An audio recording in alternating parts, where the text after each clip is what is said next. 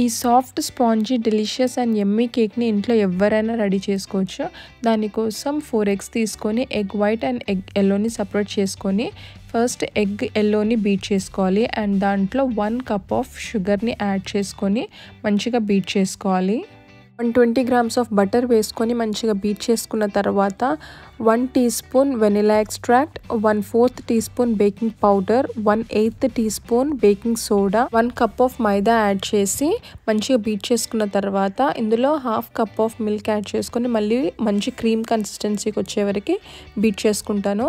And ఇప్పుడు plates wash చేసుకొని egg వైట్స్ని మంచిగా బీట్ చేసుకుంటాను, మంచి ఫోమీ కన్సిస్టెన్సీ వచ్చేంత వరకు. అండ్ ఇవి రెండింటిని రిబ్బన్ ఫోల్డ్ చేసి ఒక మౌల్డ్లో ఈ మిక్స్చర్ని అంతా వేసుకొని అవన్నీ 350 degrees Fahrenheitకి ప్రీహీట్ చేసుకొని ఈ కేక్ని బేక్ చేసుకుంటాను ఒక 40 to 50 minutes వరకు, థిక్నెస్ ఆఫ్ ది కేక్ని బట్టి.